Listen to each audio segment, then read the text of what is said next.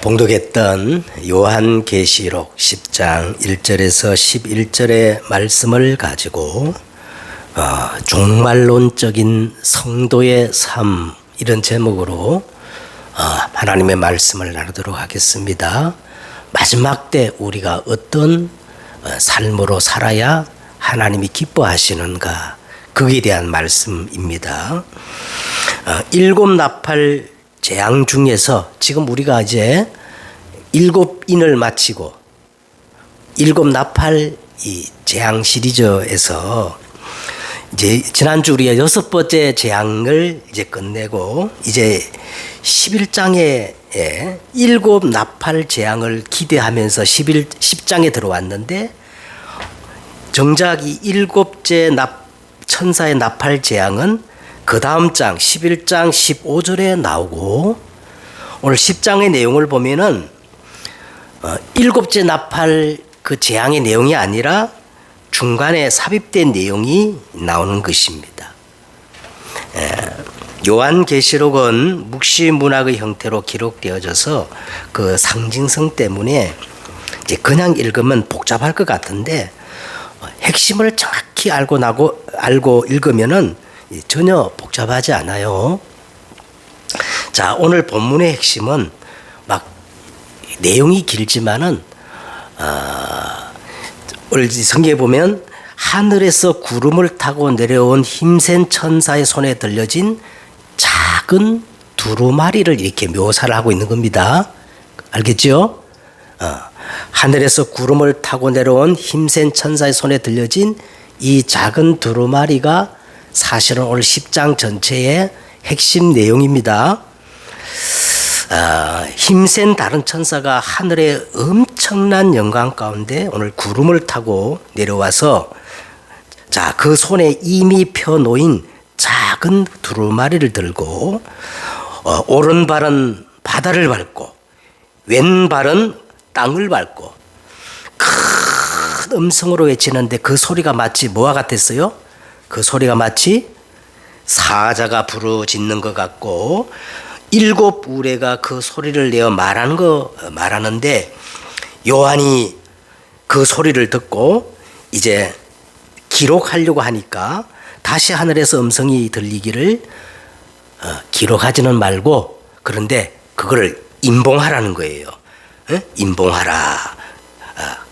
그래서 작은 두루마리를 가진 이 천사가 오른손을 들고 세세토록 살아계신 이 창조주 하나님을 가리켜 맹세하기를 지체하지 아니하리라 하면서 7절에 보세요.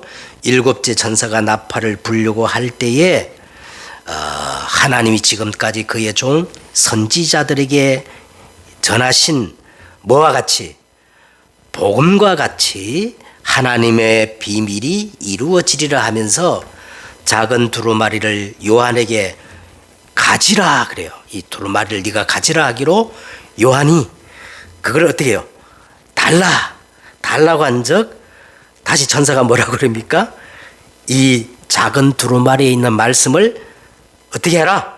갖다 먹어버리라. 그래서 요한이 이 먹어버렸더니 그 안에는 꿀같이 달아. 그 말씀이 입에는 뭐예요? 입에는 꿀같이 달아. 먹은 후에 배에는 쓰게 되더라. 그러면서 요한에게 11절 그가 내게 말하기를 내가 많은 백성과 나라와 방언과 임금에게 다시 이 말씀을 예언하리라 하더라 하는 것으로 오늘 본문의 내용이 이제 기록되어 있습니다. 뭐 사실 여기에 많은 메시지가 들어 있어서 뭐 제가 이 몇 번이고 이 말씀을 전해야 되지만은 너무 이 세밀하게 파고들면 오히려 전체적인 내용이 가려질까봐 오늘 요한 계시록 10장 전체를 본문으로 삼았습니다. 자, 먼저 우리가 서론적으로 보면요. 먼저 우리가 생각할 것은 앞에 우리가 일곱 인을 가지고 말씀 나눌 때도 마찬가지였어요. 그랬듯이 오늘 또 이 6번째 나팔 재앙이 끝나고 7번째 최후의 나팔 재앙으로 넘어가는 이 시점에 똑같이 중간 삽입장이 나오는데, 왜 요한 계시록에는 이렇게 계속 이런 패턴이 반복되어져요. 중간중간에 이렇게 중간 삽입장이 이렇게 들어 있습니다. 왜 이 중간 삽입장을 집어넣었을까? 근데 이게 왜 중요한 것은 이것이 요한계시록을 기록한 목적이에요. 요한계시록을 기록한 진정한 목적을 설명하기 위해서 이렇게 중간중간 삽입장이 들어있는 겁니다. 요한계시록의 목적은 표면적으로 보면 사단이 왕노하는 이 세상을 최후의 심판하는 것이지만, 이것은 어디까지나 부정적이고 소극적인 목적이에요. 더 긍정적이고 적극적인 목적이 따로 있습니다. 그것이 과연 뭘까요? 여러분, 우리에게 이 우주적인 종말, 지구의 이 마지막이 오지 않더라도 누구나 사람은 시한부 인생을 살고 있습니다. 한 번 죽는 것은 사람에게 어떻게 해요? 정하신 것이요.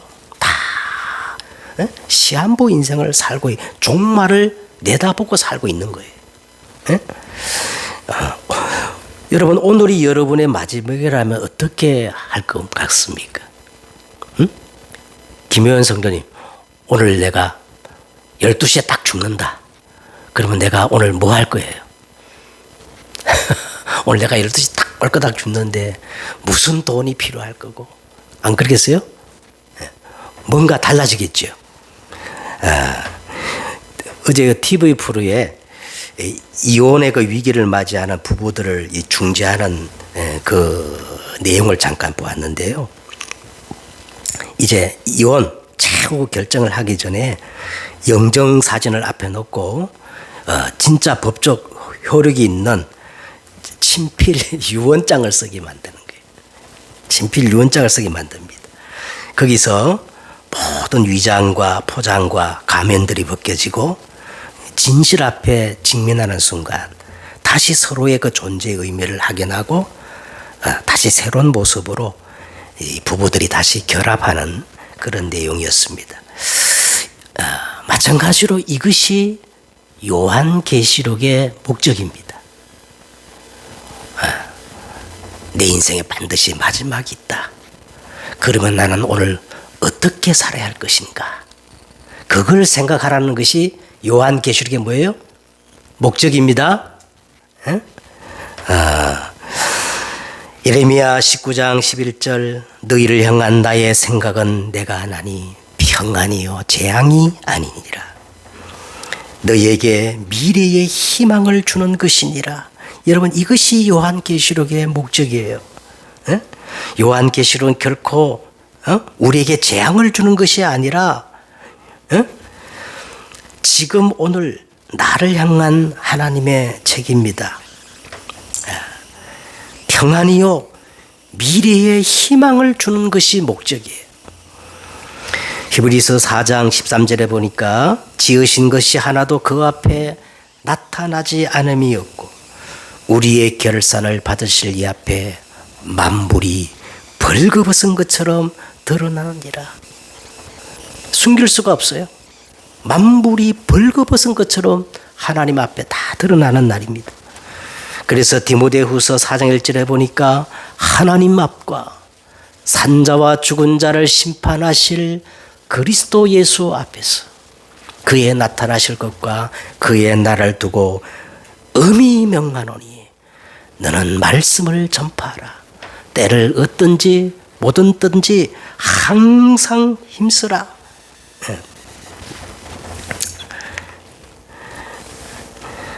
요한일서 3장 1절과 3절에 보니까 보라, 아버지께서 어떠한 사랑을 우리에게 베푸사 하나님의 자녀로 이끌음을 받게 하셨는가. 우리가 그러하도다.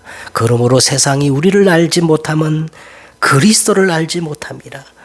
사랑하는 자들아, 우리가 지금은 하나님의 자녀라. 장래에 어떻게 될지는 아직 나타나지 아니하였으나 그가 나타나시면 우리가 그와 같이 될 줄을 확실히 아는 것은 그의 참모습을 그대로 볼 것이기 때문이니 주를 향하여 이 소망을 가진 자마다 그의 깨끗하심과 같이 자기를 어떻게 해요? 깨끗하게 하시느니라. 에? 이것이 요한계시록의 목적이며 오늘 10장의 중간장에 이 삽입하는 목적이라는 것이죠. 자, 그러면 우리가 오늘 본론으로 들어가서 오늘 본문에 보면은 힘센 다른 천사가 구름을 타고 이렇게 하늘에서 내려오는데 그 묘사하는 그 묘사가요 엄청나잖아요. 에? 예. 작은 두루마리를 가지고 내려오는 이 천사의 묘사가 많은 사실 오늘 내용을 할인하고 있어요. 왜 그런 거 아닐까? 자, 보세요. 구름을 입고 하늘에서 내려오는데, 자, 구름을 입고 하늘에 내려온다는 말은 이 보좌의 권위와 그 기운을 설명하기 위한 것이고, 그 머리 위에 무지개가 있고, 그 발은 불기둥 같다 그런 거예요. 여러분, 무지개, 불기둥 하면 뭐가 생각나지요? 응? 노아 홍수 때 하나님이 무지개를 나타내잖아요. 그리고 이스라엘 백성들이 출굽할 때 하나님은 낮에는 뭐예요? 구름기둥, 밤에는 불기둥. 그러니까 오늘 무지개와 이 불기둥이란 말은 하나님의 언약을 상징하는 거예요. 그 얼굴은 해 같다 그런 말은요, 해 같다는 말은 모든 하나님의 창조하신 이 창조물의 생명을 보존시키는 하나님의 은혜의 대표적인 상징이 해라는 거예요. 해. 그리고 이 천사, 힘센 천사가 오른발은 뭐를 밟고 있어요? 바다를 밟고 왼발은 땅을 밟고 있다는 것은 이 세상 어느 곳에나 예외가 되거나 제외됨이 없이 모든 세상, 모든 사람에게 선포되는 영역을 지금 의미하고 있는 겁니다. 그리고 이 천사의 말하는 것이 사자가 부르짖는 것 같이 큰 소리로 외치니 그가 외칠 때에 7 우레가 소리를 내어 말하더라. 7 우레, 여러분, 우레가 뭐예요? 천둥 소리입니다. 7 천둥 소리 같은 그런 병력 같은 소리가 나는데 이거는 인간이나 피조물의 소리가 아닌 누구의 음성이라는 거예요? 하나님의 음성이라는 것을 말하고 있는 겁니다. 자, 그래서 왜 이렇게까지 이 천사를 이렇게 묘사를 하느냐 하면 천사가 중요한 게 아니고 지금 천사의 손에 뭐가 들려져 있어요? 천사의 손에 이미 펴져 있는 작은 두루마리가 뭐예요? 누구의 말씀이에요? 하나님의 말씀이 그의 손에 들렸기 때문에 이 하나님의 말씀의 성격을 이렇게 설명하고 표현하는 거예요. 알겠죠? 이 하나님의 말씀이 전부예요. 말씀이 왜 이렇게 중요하냐면 태초에 말씀이 계시니라. 이 말씀이 하나님과 함께 하셨으니 이 말씀이 곧 뭐라 그랬어요? 하나님이시니라. 알겠죠? 이 말씀이 사람이 되어 육신을 입고 이 땅에 오신 분이 누구지요? 예수 그리스도. 그래서 계시록 19장 13절에 또 그가 피 뿌린 옷을 입었는데 그 예수님의 이름이 뭐냐? 하나님의 말씀이라 칭하더라. 여러분 처음 들어보셨죠? 계시록 19장 13절에 예수님의 이름이 뭐냐? 하나님의 말씀이래요. 그러니까 말씀이 전부요. 이 말씀을 성취하는 진리의 영이 누구예요? 보혜사 성령님이십니다.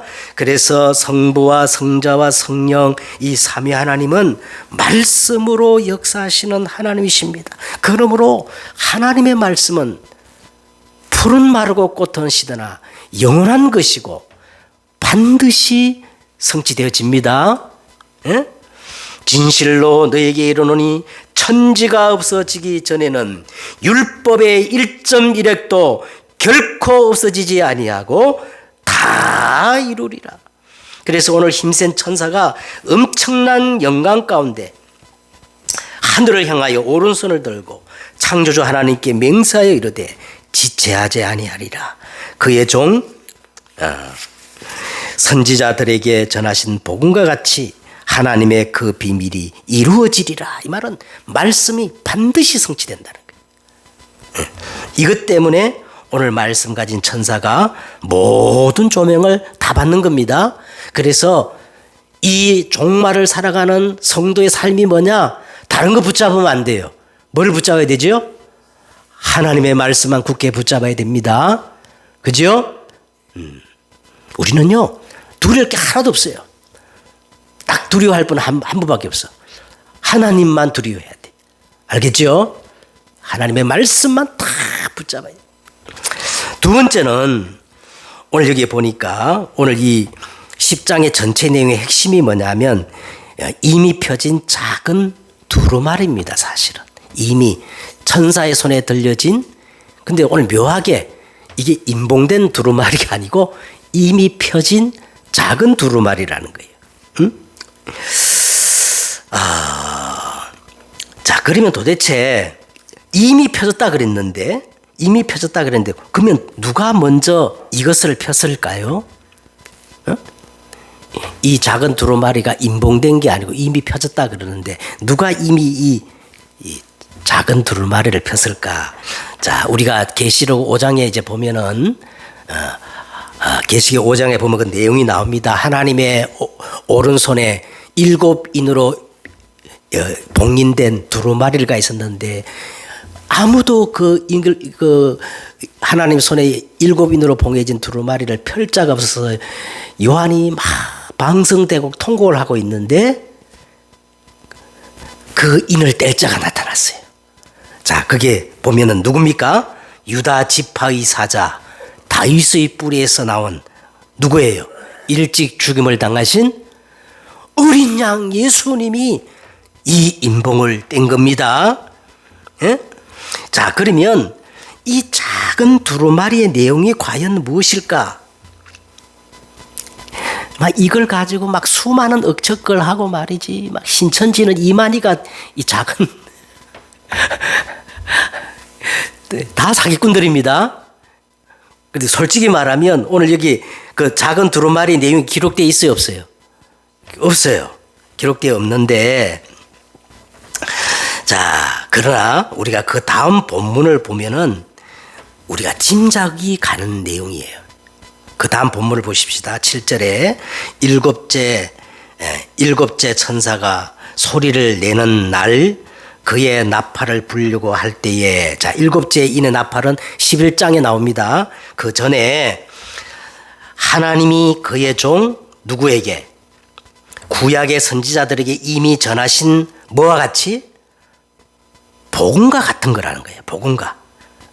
그런데 중요한 거는 하나님의 그 비밀이 이루어지리라 하더라 그랬어요. 자, 이미 하나님이 선지자들에게 다 전한 복음과 같은 것인데 그것이 이 아무나 알 수 없도록 임봉된 누구의 비밀이라는 거예요?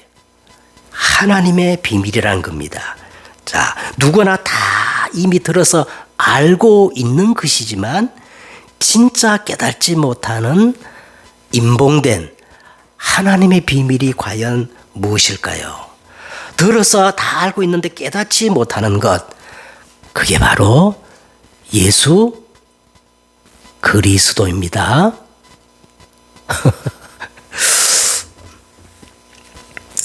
예수 그리스도는 영어로 시크릿이 아니고 미스테리라 그래요. 미스테리. 하나님의 신비의 계시라고 그렇게 표현되어 있습니다. 예수 그리스도는 하나님의 모든 지혜요, 하나님의 모든 방법입니다. 십자가의 도가 멸망받을 자에게는 미련한 것이요 구원받은 우리에게는 하나님의 능력이에요. 그래서 오늘 이 본문과 똑같은 내용이 로마서 16장 16장을 한번 보시기 바랍니다. 16장 25절에 그대로 나오는데 요나서 16장 25절에 보니까 나의 복음 이 예수 그리스도의 복음은 영세전부터 감추었다가 이제는 나타내신 바 되었으며 영원하신 하나님의 명을 따라 선지자의 글로 말미암아 모든 민족으로 믿어 순종하게 하시려고 알게 하신 바. 자, 이 말이 나옵니다. 그 신비의 계시를 따라 된 것이니 이겁니다. 이 복음으로 너희를 능히 견고하게 하실 지혜로우신 하나님께 예수 그리스도로 말미암아 영광이 세세무토록 있을지어다. 누구나 다 들어서 알고 있는 예수 그리스도가 하나님의 모든 신비의 계시라는 거예요. 하나님의 비밀이라는 거예요. 귀로서 듣고는 알고 있는데 진짜는 못 깨닫는 게 예수 그리스도의 비밀이라는 겁니다. 알겠죠? 그래서 골로새서 2장 2절에 보니까 이는 그들로 마음의 위안을 받고 사랑 안에서 연합하여 확실한 이해의 모든 풍성함과 하나님의 비밀인 그리스도를 깨닫게 함이니 하나님의 비밀 그리스도 안에는 지혜와 지식의 모든 보화가 어떻게 해요? 모든 보화가 드러나 있는 게 아니라 어떻게 해요? 감추어져 있느니라. 네? 들어서는 알고 있는데 감추어져 있다는 거예요. 감추어져 있느니라. 네. 마태복음 13장 44절에 보니까 천국은 마치 밭에 감추인 보화 같으니 사람이 이것을 발견하고 숨겨두고 기뻐하며 돌아가 자기의 소를 다 팔아 그 밭을 사는 것과 같으니라. 드러나 있는 게 아니라 예수 그리스도는 감추인 뭐예요? 보화밭이라는 거예요. 참 신기하죠? 에?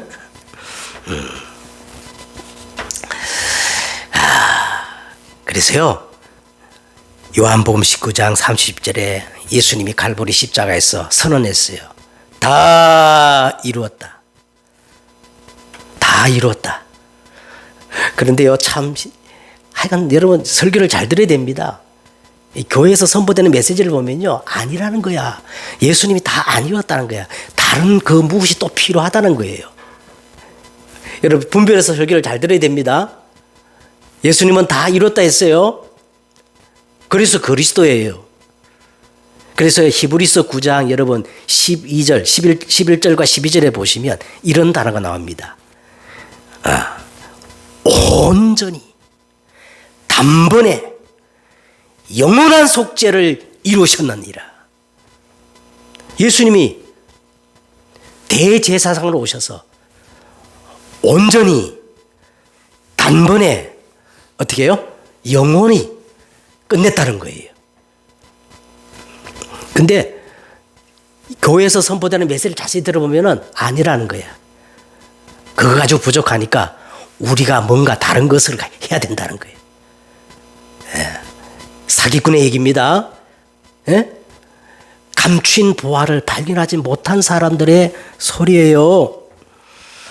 자, 그러면 오늘 이제 세 번째로 보십시다. 이 책의 내용을 인봉하고 기록하지 말라 그랬어요. 왜 기록하지 말라 했을까? 아니, 우리 같으면 빨리 나가서 이걸 알리라. 오늘 보면은 요한은 그 천사의 음성을 직접 들었어요, 못 들었어요? 직접 들어서 요한은 알고 있는데 그걸 기록하려고 하니까 하늘에서 소리가 나기를 이거는 기록하지는 말고 비밀로 놔두라는 거예요. 어떤 분은요, 제가 예수 그리스도만 자꾸 강조하니까 막 짜증을 내면서 말이야. 그거 다 알고 있는 내용인데 왜 자꾸 기초만 그렇게 얘기하느냐. 자, 그런데 오늘 성경에 보니까 이 예수 그리스도의 비밀을 인봉하고 기록하지 말라고 하는 거예요. 자, 이와 같은 똑같은 내용이 어디 나오느냐 하면 마태복음 16장 13절에서 24절까지 나옵니다. 여러분, 예수님이 베세다 광야에서요 물고기 오병이어니까 보리떡 5개와 물고기 2마리를 가지고 몇 명을 먹이셨어요? 남자만 5천 명을 먹였으니까 사람들이 막 깜짝 놀란 거야. 야, 저 예수만 우리가 따라다니고 예수님은 임금이 되면은 우리 인생 모든 문제 끝나겠다. 그래가지고 막 구름대 같이 예수님을 쫓아다니는 거예요. 그래서 이 예수님이 그 사람들 딱 보고 가이사라 빌립보라는 지방에 딱 와가지고 제자들에게 심부름을 시켰어요. 저렇게 나를 믿겠다고 따라다니는 사람들 한번 확인해 보라. 사람들이 인자를 어떻게 해요? 누구라 하느냐 조사를 해봐라 했더니까 예수를 그렇게 믿겠다고 따라다니는 그 많은 사람들이 다 틀리게 예수를 알고 믿는 거예요. 엘리야, 예레미야, 세례 요한, 선지자 중에 하나라고 그렇게 믿습니다. 보고를 하니까 그래서 예수님이 이제는 제자들에게 또 묻습니다. 너희는 나를 누구라 하느냐? 여러분 3년 반 동안 예수님을 따라다닌 제자들도요 정확히 말하는 사람이 없어. 그 중에 딱 한 사람 누구예요? 시몬 베드로가 주는 그리스도시요 살아계신 하나님의 아들이십니다 고백하니까 예수님이 너무 기뻐가지고 탐복하는 거야. 누구의 아들이냐 도대체. 바요나 시몬아 네가 복이 있도다 하시면서 너는 이제 반석이야. 절대 망할 수 없어. 음부의 권세가 너를 이기지 못해. 그러면서 네가 땅에서 매면 하늘에서 매이고 땅에서 풀면 하늘에서 풀리는 뭘 주겠다? 천국 열쇠를 주겠다. 이렇게 말씀하시면서 20절에 이렇게 말합니다.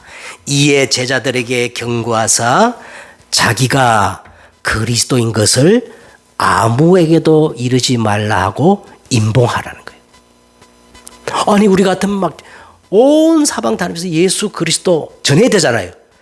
그런데 아무에게도 말하지 말라.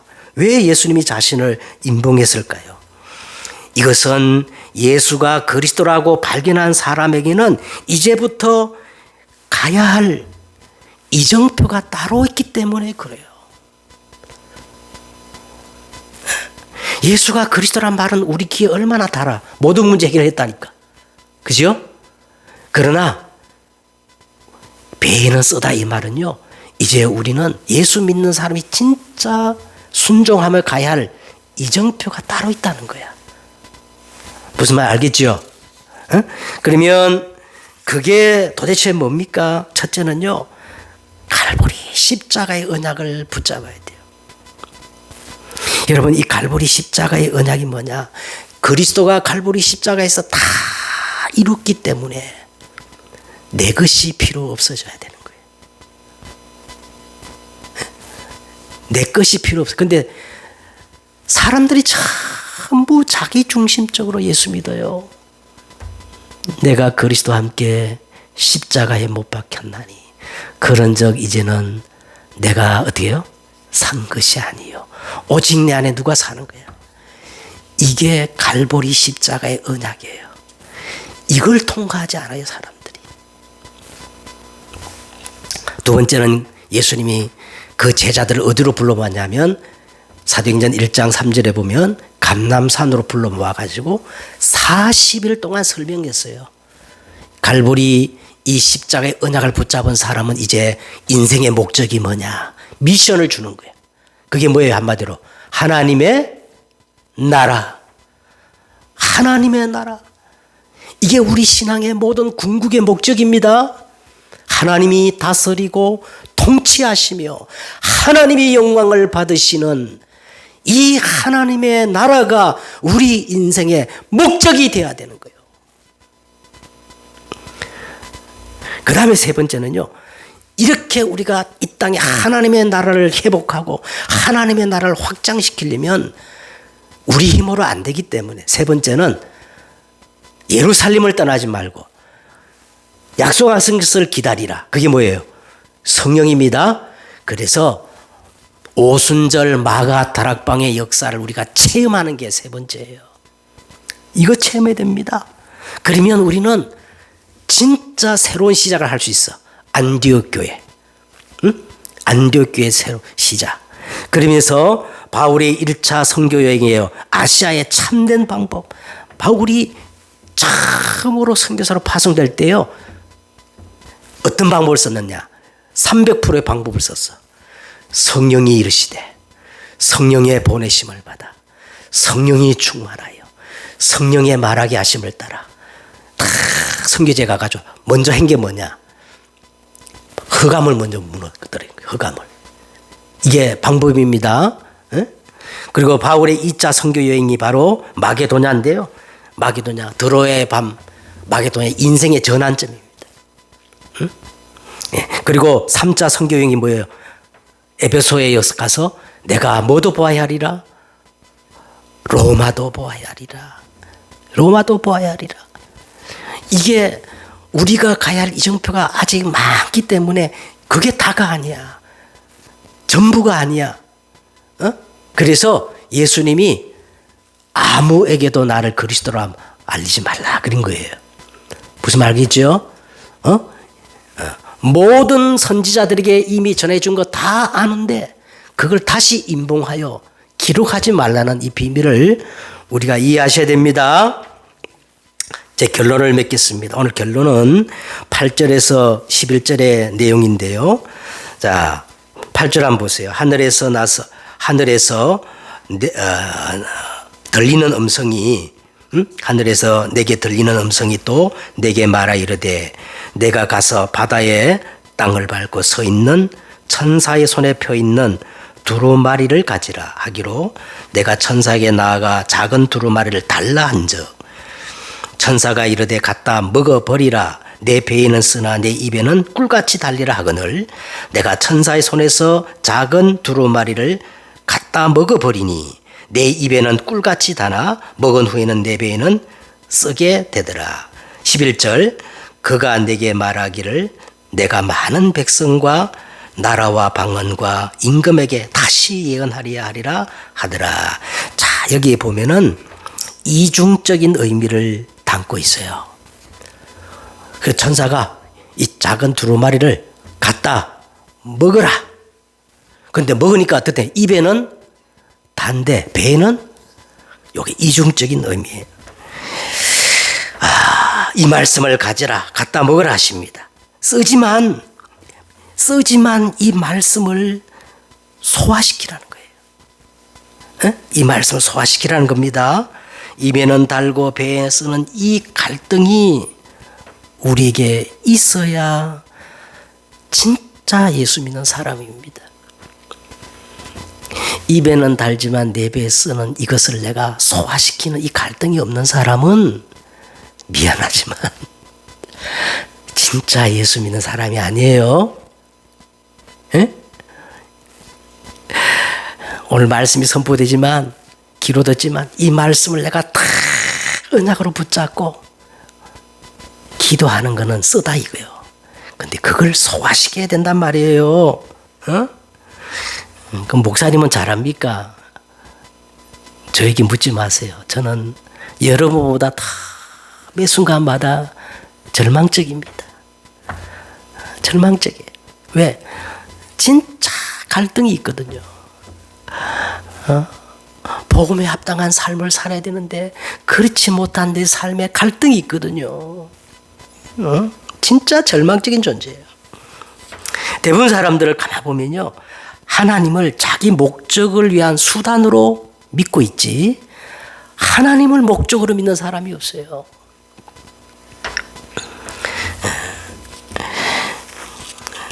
복음은 단데 복음에 합당한 이정표를 가라 할 때는 쓰기 때문에 그 말씀을 다 토해내요. 자, 여기에 대해서 바울은 이렇게 말합니다. 여러분 골로새서 이건 찾아보고 우리 말씀을 뵙겠습니다. 골로새서 1장 23절을 우리 보겠습니다. 골로새서 1장 23절 만일 너희가 이 믿음에 거하고 터 위에 굳게 서서 너희 들은 바 복음의 소망에서 흔들리지 아니하면 그리하리라. 이 복음은 천하 만민에게 전파한 된 바요. 나 바울은 이 복음의 일꾼이 되었노라. 24절 나는 이제 너희를 위하여 받는 괴로움을 기뻐하고 그리스도의 남은 고난을 그의 몸된 교회를 위하여 내 육체에 채우노라. 내가 교회의 일꾼 된 것은 하나님이 너희를 위하여 내게 주신 직분을 따라 하나님의 말씀을 이루려 함이니라. 자, 바울은 오늘 여기서 하나님의 비밀을 두 가지로 얘기합니다. 그 하나님의 비밀이 뭐냐? 첫째는 그리스도가 하나님의 비밀이요. 두 번째는 이 그리스도를 머리로 삼고 몸을 이루는 교회가 하나님의 비밀이라는 거예요. 그래서 복음은 예수 그리스도고 그리스도의 남은 고난이 있는데 그게 교회라는데, 그래서 바울은 이 남겨진 그리스도의 고난에 참여하기 위하여 세 가지를 얘기합니다. 첫째는 나는 복음의 일꾼이 되겠다. 두 번째는 뭐예요? 교회의 일꾼이 되겠다. 세 번째는 하나님의 말씀을 이루는 정인이 되겠다. 자, 이게 오늘 결론입니다. 이게 결론입니다. 입에는 달지만 배에서 쓴 것 우리가 소화시켜야 돼요.